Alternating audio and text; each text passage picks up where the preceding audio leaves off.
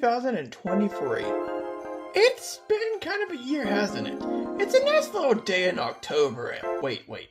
You're telling me it's already December? Almost the end of the year? Yeah, this has been mean to death and back, but this year has gone by fast. For me, it went perfectly fine during the first half, but once we got into summer and Christmas and all that stuff, it just went fast forward like crazy. I've done a lot of stuff this year. I met up with a couple people, I've had a lot of fun, I got to explore some new places, and hopefully I can continue that next year.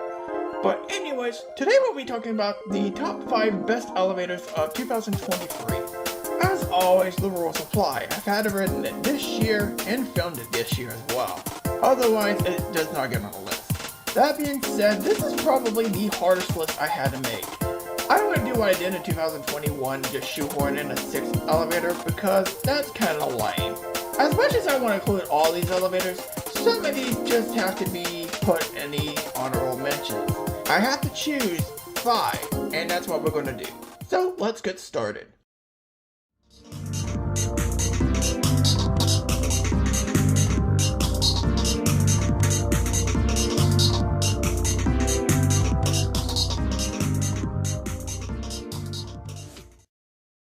For number 5, we'll be touching up on a very familiar elevator. If you know a little bit about Greensboro, you might know some iconic installs down there, and we're talking about one for this list. The iconic gated Warner elevator. This elevator is definitely something I've been wanting to see for quite a bit now, and this year I finally got to see it. While I didn't really get to ride it freely, it was still nice to be able to ride it even though I really didn't have much control over it. I mean, I can take whatever I can get, I guess. But this is an iconic elevator. Well preserved, mostly original, over 100 years old. It's honestly breathtaking to see something so well preserved. And if you watch the original tour video I did of this thing, you actually learned a little bit about this elevator. Like for the fact that someone related to the Warner Elevator Company is actually maintaining this, and they have no plans to modernize this at all. Which is great news. That's true preservation. So you're probably wondering why it's number 5 on the list. And that's kind of my problem with this elevator. While it's iconic and fun to ride, this thing has some issues. Considering this is a single speed elevator, it does have rough stops. That's kind of the feature that comes with these. Since they're only single speed, they can have some pretty rough stops. But honestly, this thing didn't seem to run good at all. Not only that, the jolts are pretty noticeable and kind of jarring. Yeah, rough stops are typical of single-speed elevators, but honestly, I just feel like this one isn't as maintained as it should be. But besides that, it's still nice to see this elevator, even if it's a little bit lackluster than what people are hyping this up to be. Still an iconic elevator, but honestly, the maintenance could be a little bit better.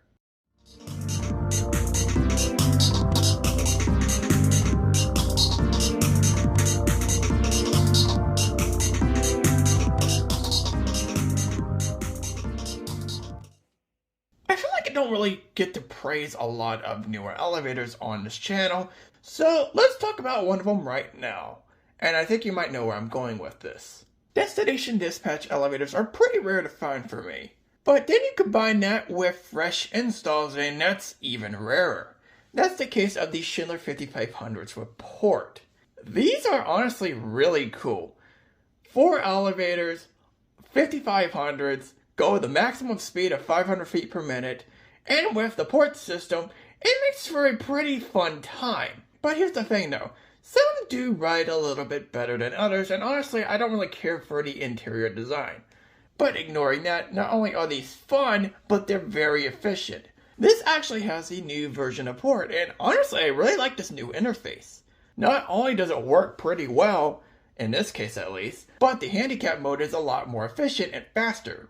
And even ignoring the fact that some do ride better than others, these are still pretty smooth elevators. But then you also got the fact that these are in an office building with no front desk.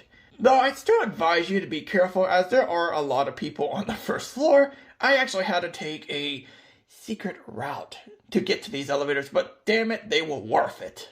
I still find it jarring that they put 3300 XLs in the parking garage in this thing, but those are pretty solid too. But they don't even compare to these 5500s. They are pretty cool. For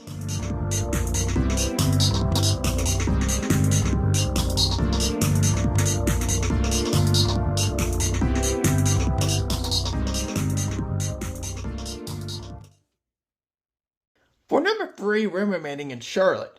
And today we're probably going to check out probably my favorite elevator set in the entire part of Charlotte. For now, South Park Towers is a very interesting area. 2 different towers, both of them front desk free to ride, and they're very fun. The older tower has these really cool Elevonic 401s, which are pretty epic elevators in themselves, but honestly, the newer tower has the better elevators in my opinion. We're talking about classic Elevonic 411s, luxury fixtures, luxury chimes, custom buttons, 700 feet per minute. These things are rockets and are very fun to ride. Not only are these easy to get to, but these are just a joy to ride. It's very exciting and thrilling to ride something like this, especially in a front desk free office building. It's honestly a miracle, and I hope it stays like that. These elevators are super fun. They look nice, they hold up exceptionally well, and are just a joy. Sure, the other tower has some pretty cool elevators themselves, but honestly, the newer tower easily takes the cake as my favorite in the entire area. Way to go, South Park.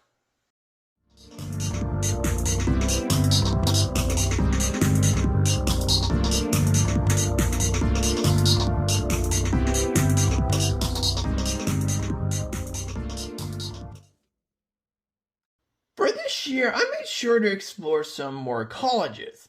After the unfortunate bust of the first college I ever done, towards the very end, mind you, I kind of sit back and stayed away from colleges, with like ASU being the only exception because I actually have someone that goes there that I know. But honestly, that college is kind of a mess and too much to explore in one sitting. So this year, I made the honor to check out a couple more colleges this year, and I've had some pretty good successes. This one we're talking about here has probably something most of you who actually go explore colleges for elevators might see once in a while, but this is a first for me. This is a classic Otis. Swing door, 4 floors from 1955. This thing is nothing short of epic.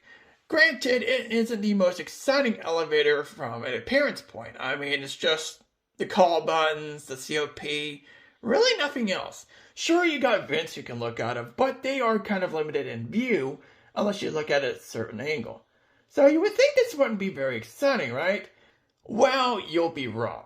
Because honestly, the more I experienced this elevator, the more impressed I was. Not only is it cool to see a vintage cab like this thing runs really great. And that is thanks to Asheville Elevators for maintaining this thing so well. This thing runs flawlessly, and for me, this is a very interesting experience for someone who doesn't see elevators like this that much. It's very cool, and it's nice to see this beauty running to this very day. Let's hope it stays that way.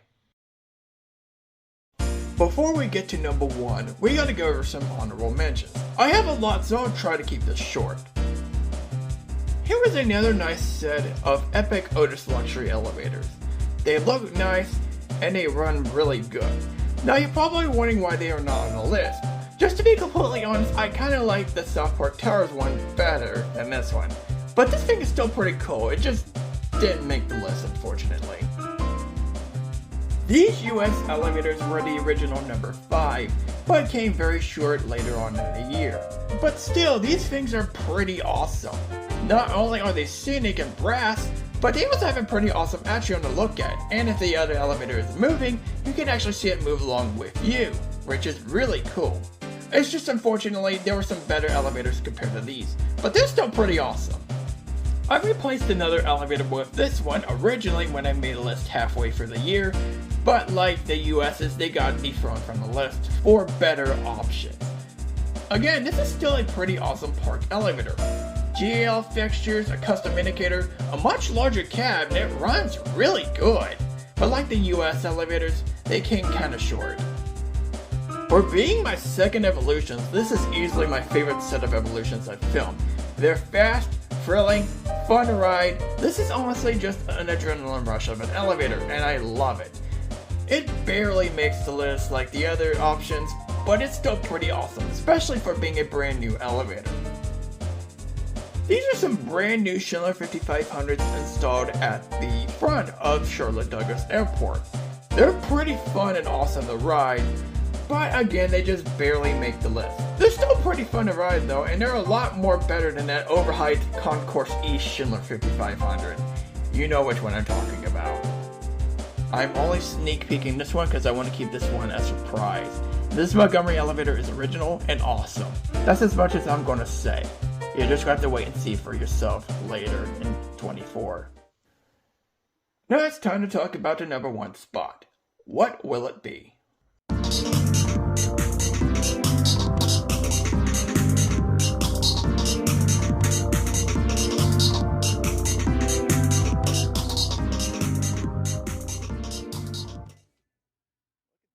I was originally in Knoxville last year. I got to see most of the iconic elevators as well as some new finds. In fact, I was in Knoxville again earlier this year and later this year.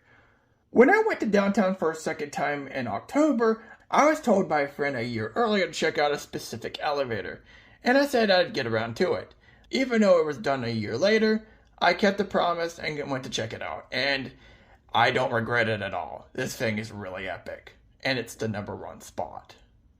For all the issues the Warner at number 5 had, the Warner at number 1 fixes all those problems surprisingly well, in many unexpected ways.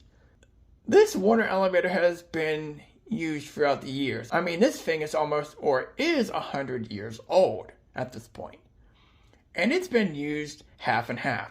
Half as a passenger elevator, and half as a service elevator. So then you have this thought process of, is this thing as good as people hype it up to be? Is this just another elevator that's just overhyped that doesn't really have a lot of great qualities? But then that's all thrown out the window when you finally get to experience this thing.